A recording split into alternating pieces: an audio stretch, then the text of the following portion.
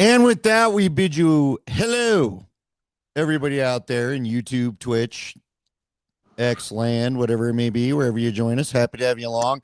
Scott Hastings, Andy Lindahl hanging out with you for another hot mic up, and the Avs just scored. We come on and they score. Nathan McKinnon didn't get a point last game, went scoreless, but he gets right back on the board to tie this one with 26.2 seconds left to go there, Scott Hastings. We can try to show you as we get a little, yeah, I'll give you a little look at everything there, huh? Boom. Pow. This will make Kiefer and everybody happy in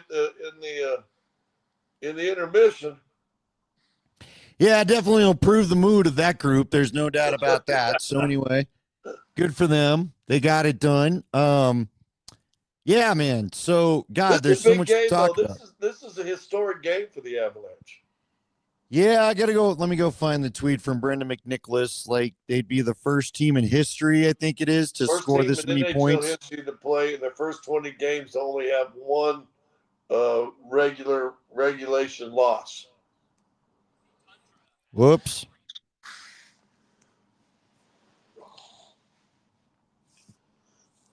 Yeah, so there you go. There it is.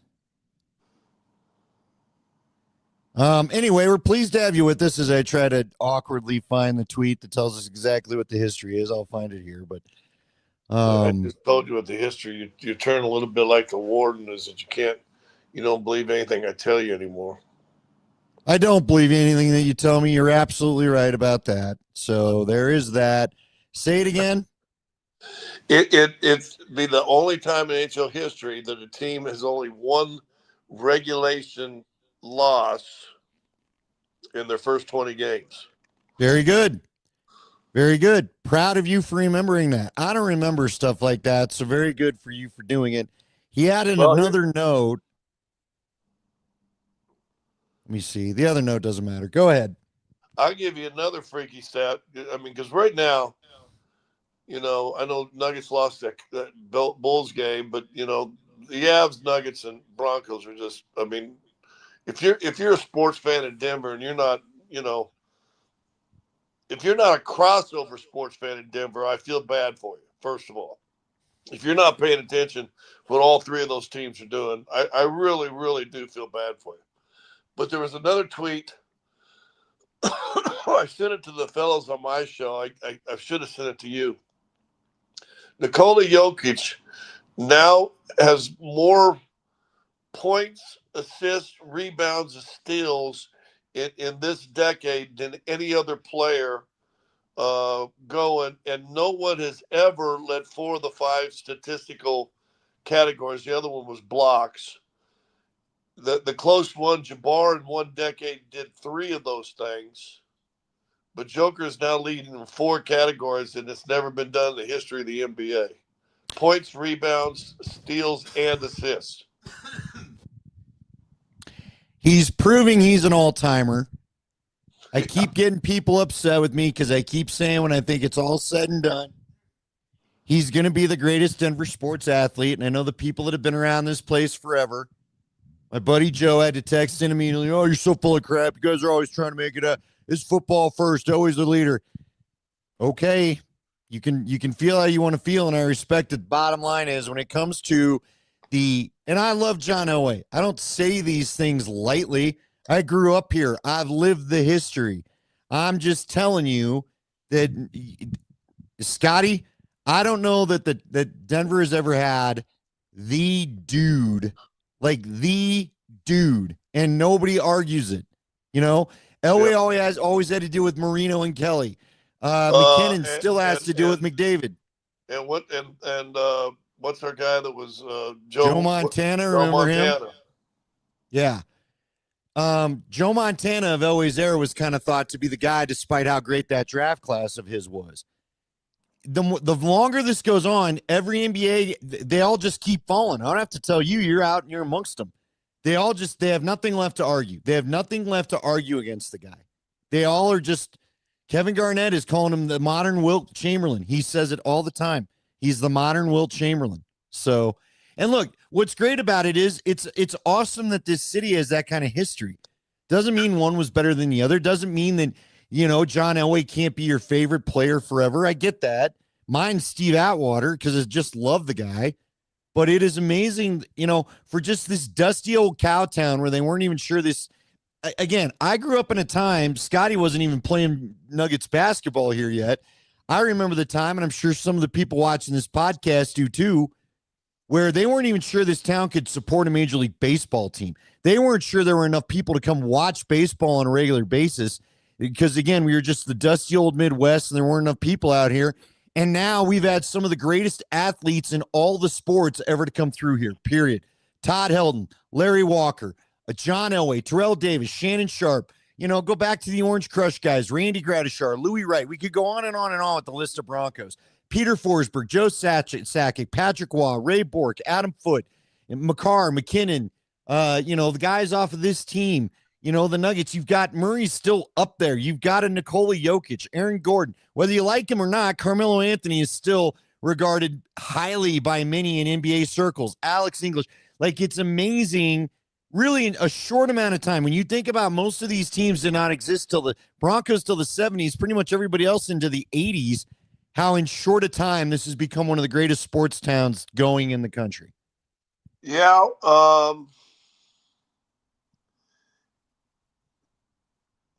I'm a giant fan of Elway. In fact, I'll always argue Elway over Peyton Manning, but that's just me. I mean, this guy, what he did in the 80s, and I know they lost 3 Super Bowls, but he's taken teams on his back. I mean, I'll tell you this, John Elway, quarterback of the 80s John Elway, and I know, well, they weren't as accurate because now we're all analytical. It was a different brand of football. You got the clobber guys. You got the mug their wide receivers. Receivers are not allowed to run clean routes. It's a lot different.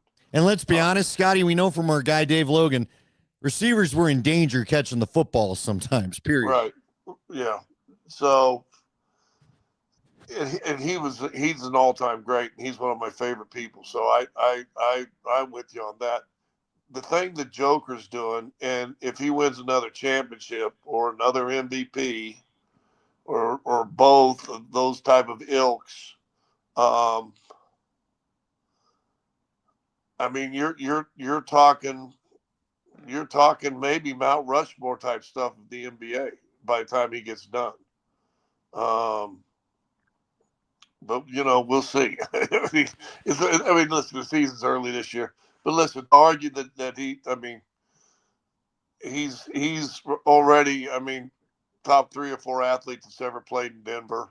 I think, and listen, these guys already got Hall of Fame jackets, and Issel and Alex English and Melo now. He's better than all 3 of those guys. Not even close. He's number 1 in franchise history, period. Joe Sakic he's one of my favorite all-time players.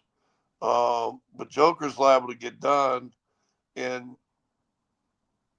he's the guy that people will be chasing numbers and records for in the future.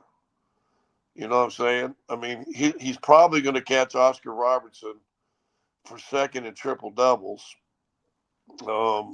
Maybe a while longer Russ plays, but he's really not that far behind Russ either at 200 and something. And Joker's closed in on Oscar at 180 something. But he's a center. He's doing this. He's doing this, at the 5 spot, not the 1, not the 2.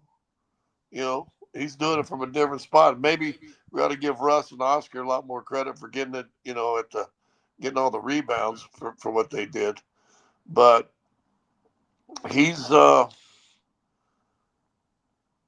he's at a different level. He's at a different level, man. He really is. And I'm just afraid that when he gets done and finally retires, that he's going to end up.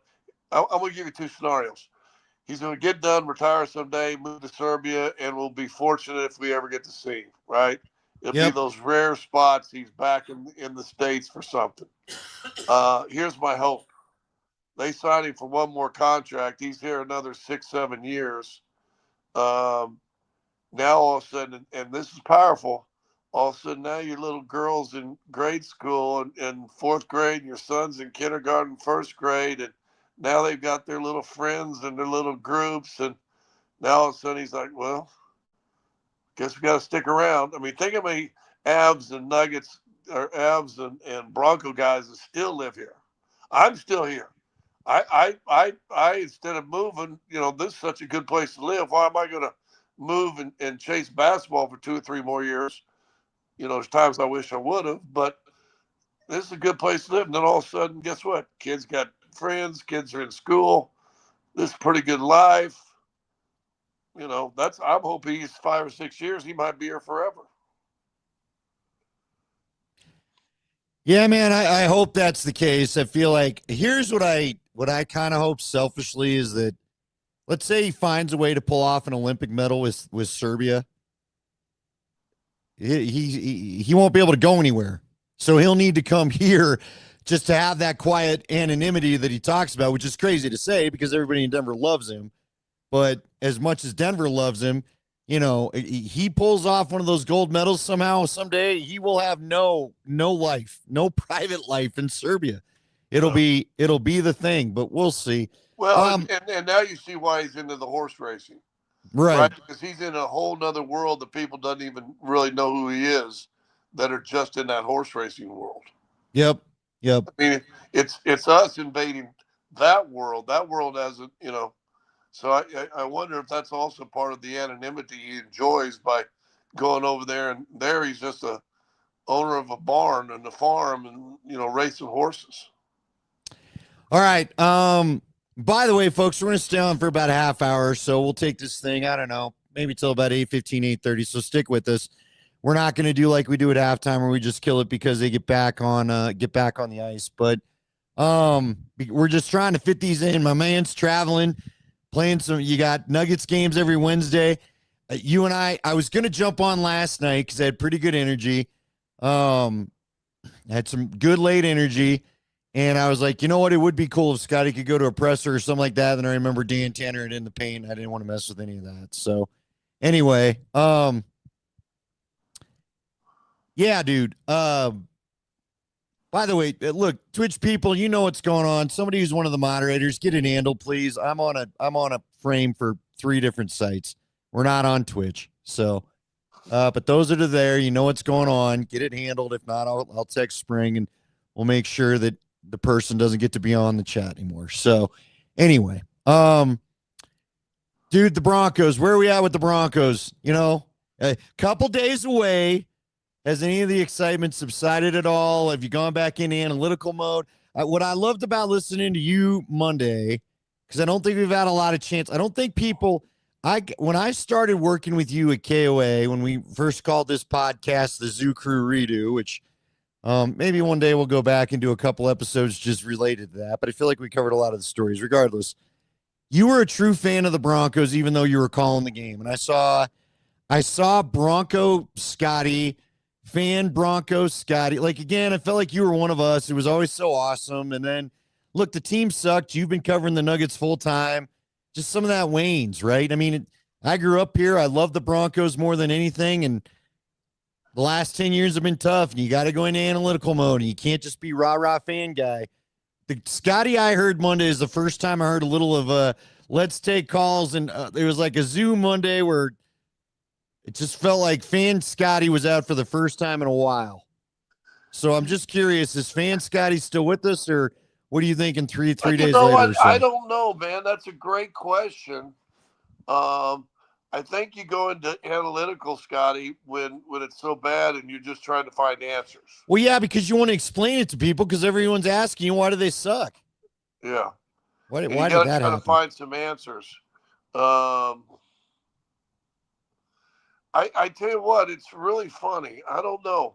I watched that game, and the Kansas City game was the first game I got to watch live in 3 weeks. Right.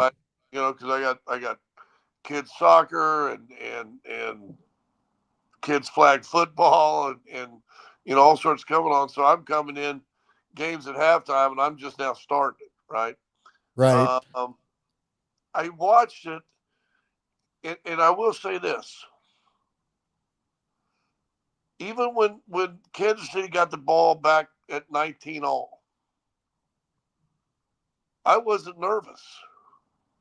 And it wasn't for the lack of excitement. I'm like, they're going to stop him here. It just, listen, and I don't know what the excuses Kansas City has made this week. I know I've talked to my boys. I'm on a thread with all my Kansas guys. And Nagy called a terrible game and blah, blah, blah, blah. And I'm like, boys, that defense has been doing it to people all year. So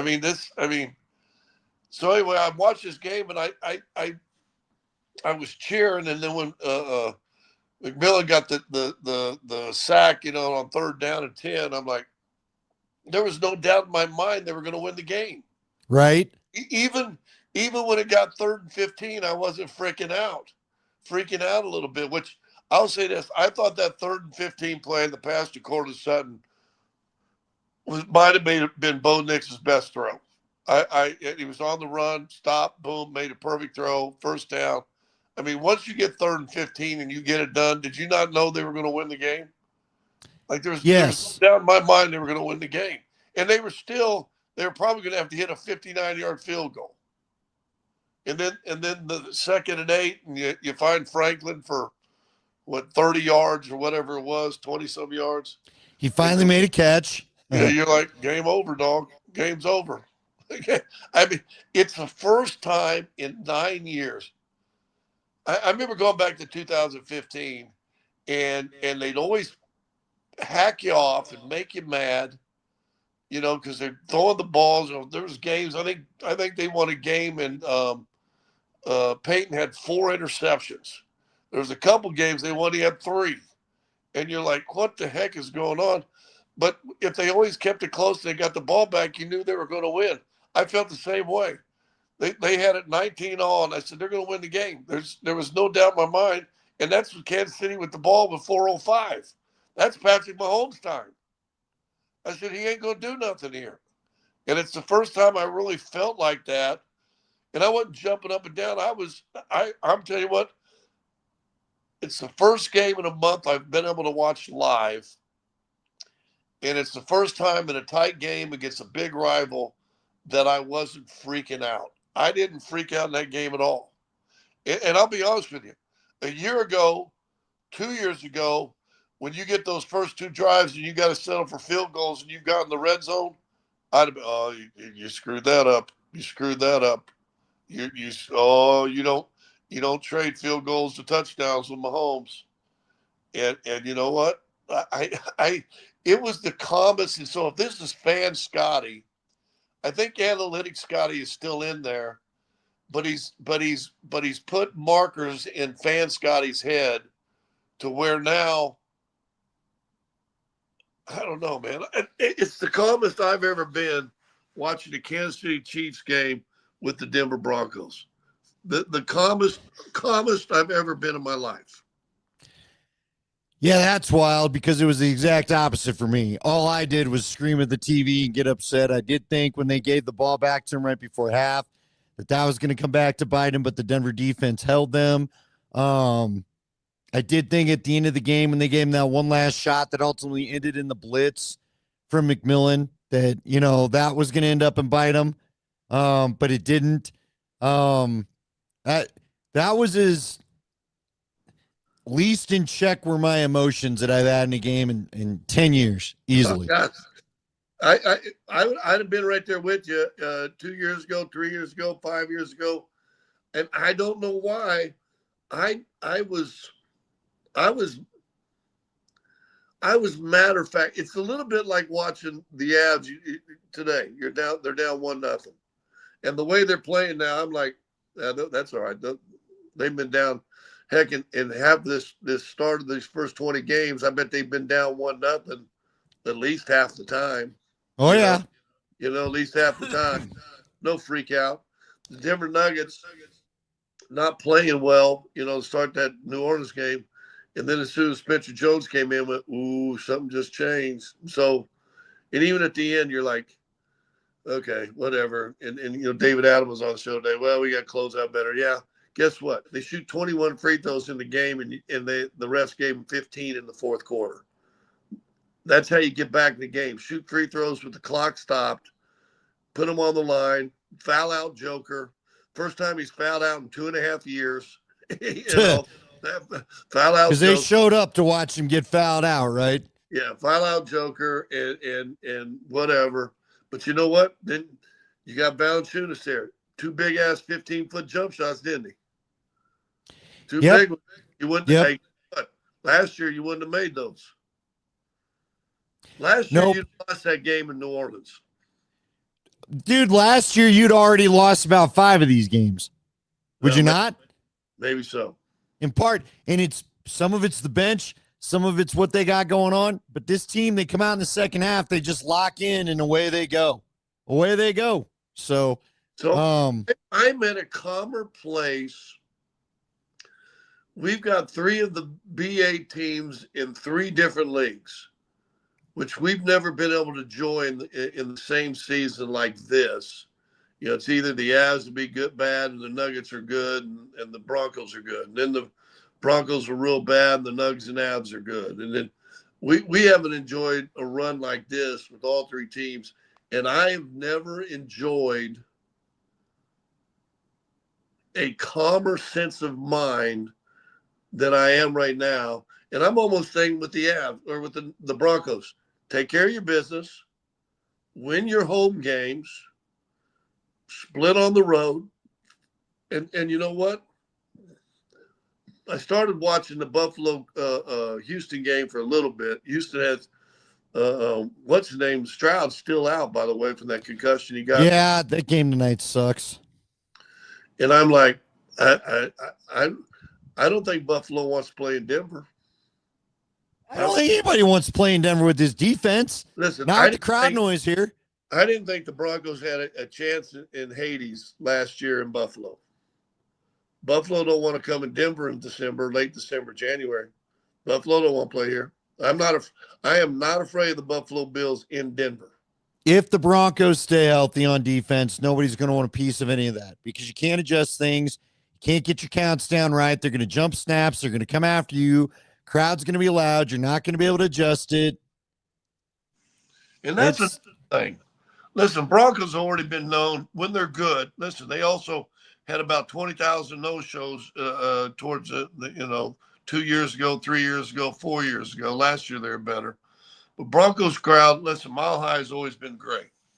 The Avs, at one time, had 300 and some straight years or 300 and some straight games of sellouts.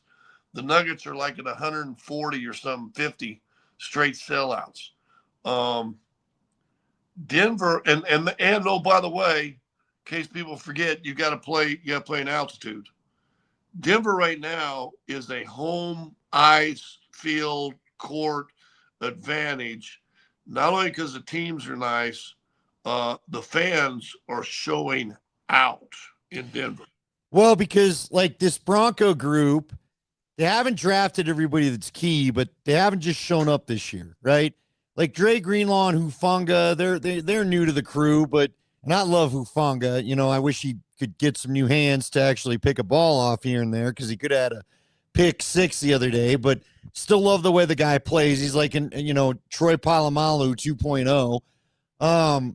But this is a group we've been watching for a while, right? Benito was part of the bad times, and now it's good. Nuggets had some bad times, now it's good. Avs had some bad times, now it's good. So whether you're from Denver or not, you probably lived in the area long enough that these feel like your guys because you've seen the come up. And I think anytime fans feel like they've been part of the come up, the glow up, as the kids would say, I think people become more loyal to the team. And it doesn't matter if you've lived here your whole life or just 5 years, 6 years, you've seen the bad to the good. And I think it makes people loyal to the team more.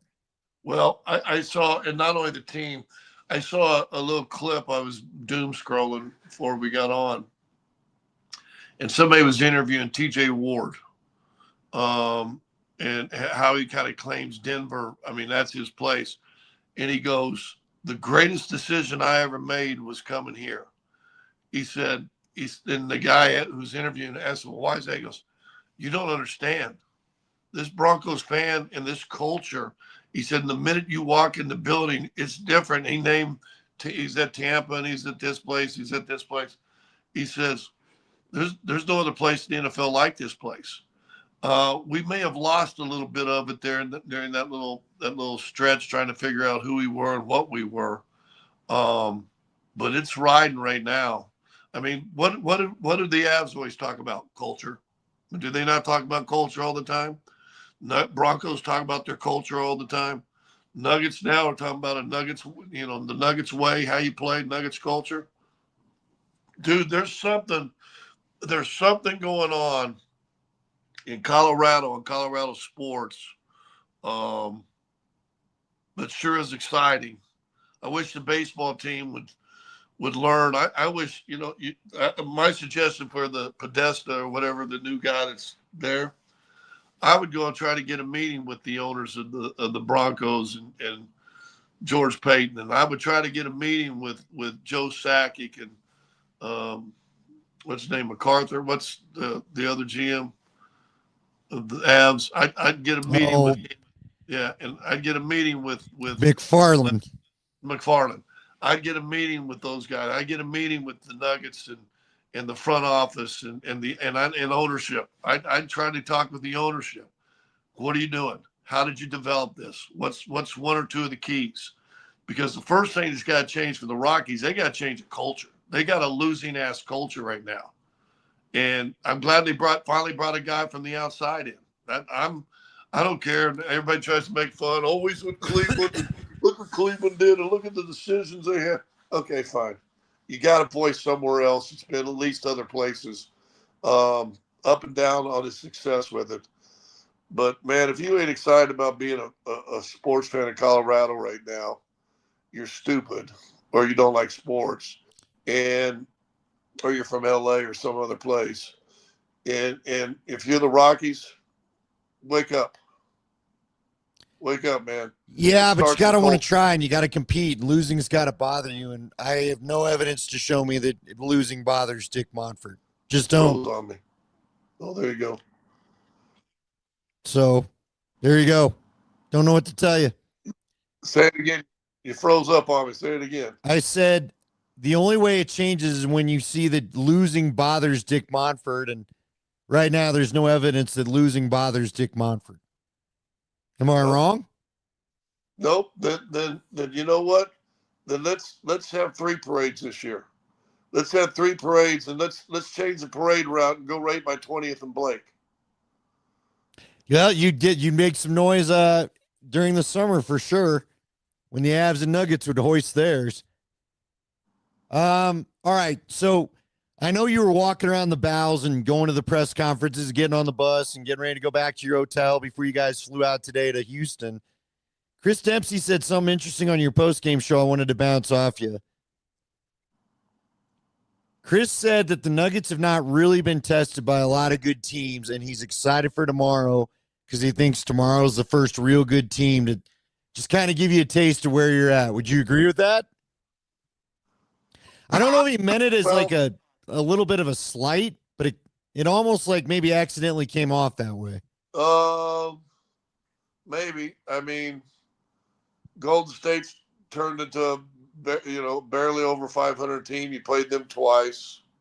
Sacramento's underperforming, and you'll get them tomorrow or Saturday on a back-to-back. And they're missing now Sabonis. Yeah, give them a chance, though. Record-wise, this is the best team you'll play. That's for sure. I mean, I think Denver's 11-3, and Houston's 10-3.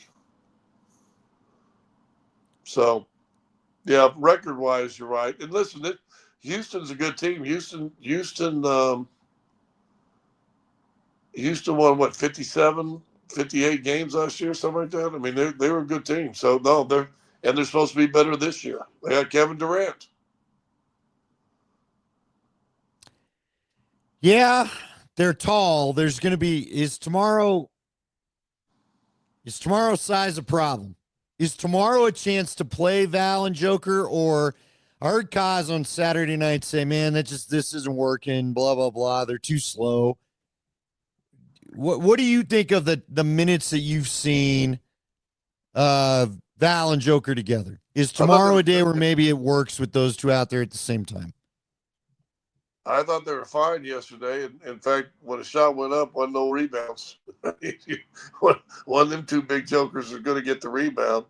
Um, your chasers to the corner becomes a little different. I'd almost play a 1-2-2 and drop and put Joker at the top and maybe drop him to the free throw line once in a while. Faster guys on the wings and bottoms. You might want to look at something like that. But I mean, yeah, you're not the fastest team in the world. But I didn't think it looked bad. In fact, David Adelman thought there was good minutes on those two big guys playing when he was on the show today. Okay. I was just curious, man. They're just some people, look, a lot of people talk about how they do too much of the same thing. You're not as fast on defense. Every time they played it, I've not been able to see it live. I've had to hear it. So that's why I'm curious your thoughts on it. I look forward to seeing it. Again, do you think we'll see a little of that tomorrow with how tall Houston is? Probably not. You probably didn't play Gordon because you're playing, Durant tomorrow, so he'll probably be back, so you can put him on Durant. Shingun, he's going to play no matter what. They use him a lot like we use Joker with what they do. And then they got a couple of athletic guys outside to get up and down and shoot the ball. They're a good team. It'll be a good game. Do you think They the were Nuggets? A good team. They were a good team last year. Game 82, and you went in there and beat them the last game of the year too, though. Do you think the Nuggets have any real interest in winning that cup, or if it happens, it happens?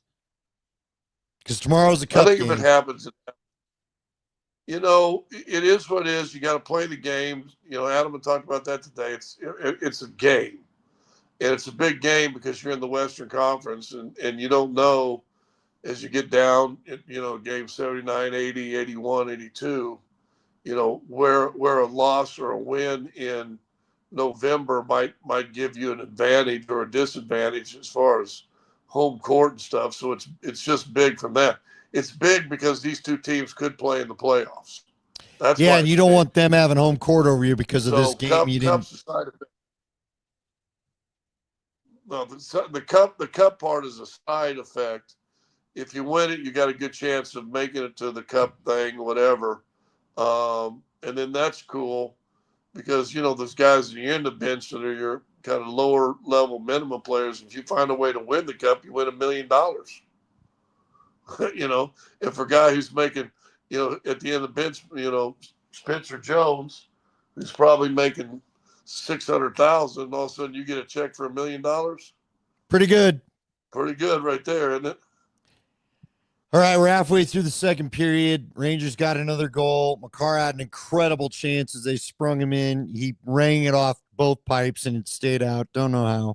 So they're down 2-1, but no big deal. It is a back and forth game. The Rangers are playing with them. The Avs and the Nuggets and the Broncos are all about to experience the taste of what it's going to be like because teams are going to start seeing you as a measuring stick. So you better be ready. Yep. Everyone will be bringing their A game, at least with how they're doing early in the year right now.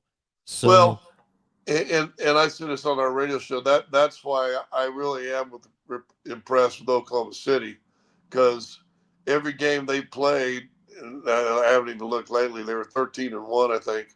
And the game they lost, they were up 21 in the second half, and they somehow gave that game away. But every game's every game's on every team they play's calendar. There's the champs. There's the MVP. And that's a hard. I mean, that's a lot of pressure. So, and now you lead the league. You lead the AFC West. You lead the AFC in wins. Yeah, every game's gonna be circled. But I tell you what, Broncos next game sure looks a little bit kinder than it did when the schedule first came out, though, didn't it? Yeah, it did. But everybody keeps talking about how that Raider game is going to be no big deal, dude. They just held you to 10 points in your own building. I mean, let's not go overlooking the Raiders just yet. I know they suck and they seem like they're in a mess, but it was also a short week, and they played 7 games in yeah, 33 days or something like that. Listen, my top concern for the Broncos is losing J.K. Dobbins is going to take away the guy that settled it all down for you. So, sucks. I agree. I agree with that. Well, let me ask this. I'll throw a sidebar at you. If the Broncos offense can somehow find a way to muster 24 points a game, every game the rest of the season, they lose? No, they shouldn't. Tell me the team that's going to score 20, that's going to score 27 against them, 26 against them. You know, Don't think Jacksonville's capable. Green Bay has been really great or just suck. Yeah, and you know me, I like Green Bay a lot, but they have some bad first halves. Now, the Broncos could have it too, but, you know, the Green Bay secondary is in a little bit of a mess right now. So they're a little bit there to be had, but you got to make the plays to have them. But again, if you just calm Bo down, I recommend everybody go and read Jeff Legwold's article that he wrote today on ESPN or yesterday, Wednesday, talking about Sean, and they've got to come to some agreement over the bye where they've got to figure out a way to get in and out of the huddle so Bo has enough time on the play clock so he can look at the D. Because when he has time to look at the D like they did at the end of the Chiefs game, he's calm. He doesn't speed himself up. His footwork is 10 times better. When he gets to the line and there's 10 seconds left, as Tony Romo pointed out a bunch of times, and Jake Plummer's talked about with the morning guys, he speeds himself up without the defense having to do a damn thing. Yep. So Sean has just got to accept. Sean has got to accept you can still have the offense you want, we hope, but it ain't going to be this year, dude. Again, this is another part of the process. You buy a new house, it doesn't become the house you wanted, overnight. It takes years. Yeah, I remember one time you told me you've had a couple of houses. By the time you got them where you wanted them, it was time to move. You know what I mean? Now, Sean better hope that's not the case here, but look, dude, Bo doesn't want you switching personnel 10,000 times. Just respect it a bit. And Bo's got to understand they're going to do that at some points. But you know what? Just get a grouping in, call a few plays, run a few plays with the group, because that's where he calms down. That's how you get the plays in faster. Just is what it is. But it'll be interesting to see. All right. I'm fighting some with my voice. I have no idea. I don't feel sick at all, and yet I got some going on with my voice. So we'll go ahead and we'll wrap it up here. We'll get another one. Now, what is the schedule next week? Well, here you'll love this. We got Houston tomorrow, fly right after the game. By the way, the start time is 8:30 here. Cool. So 7:30 with you guys. Fly back to Denver, and then we play Sacramento on Saturday. Get on an airplane Sunday, and then go play Memphis on Monday. Gotta love the NBA and their scheduling. One time we need to make one of those schedule makers just live the life with the Nuggets. You know how you have those embedded writers? Just once, let them live the life and see what you've done. Well, I always say this. It's the guys that live in New York where you can catch a train and be in D.C. in 45 minutes. You can go to Boston, Philly, D.C., Brooklyn, All this travel is easy. It's only an hour away. No, not when you get west of the Mississippi, my friend. Not for Denver, not for Utah, period. No. Everything's 2 hours away minimum. And that's also if everything goes right. So, whatever. We'll have a flight. Game starts at 8:30. So we'll probably leave here about midnight, 12:30. And then it's a 2.5 hour flight. So you're in your bed by 4 again. But we get an hour back, so we'll probably get home, get in bed around 3, 2:45, 3. And then, oh, by the way, let's play a game at 7. Right. Get up, go to the arena, and try to do your normal stuff. Yeah. Sacramento will probably already be here, so let them get a good shoot around in, and you guys try to just skip shoot around, show up at 5, and see what happens. Drink your cup of coffee when you wake up at 11:45 in the morning. Well, you know what? They've been good enough to fight through it, so let's hope that keeps up. Yep. And remember, Chicago kind of surprised us being the second night of the back-to-back the other night, so maybe the Nuggets can do the same thing. And plus, Sabonis, is that their big guy? Yep. He's out with an MCL, so he won't be playing. Well, that helps. That was announced today. He's done. They're already 3-12, so away we go. All right, you guys enjoy the rest of this game, and don't forget we are going to check in with you guys tomorrow. We'll try to get this one in next week. We're just going to just stick with us, folks. We'll try to give you as much heads up as we can, but it's got to work a little bit around Scotty's schedule, and I got some things going on too. So what was once easy has been a little bit hard now that the season has started up again, but we're going to keep doing it. We appreciate you all joining us. Make sure you like and subscribe to all the channels. We'll talk to you all about this Avs game tomorrow. Get ready for a football weekend and the Nuggets' big matchup with Houston on Altitude Sports Radio. But for now, good night, Bobby.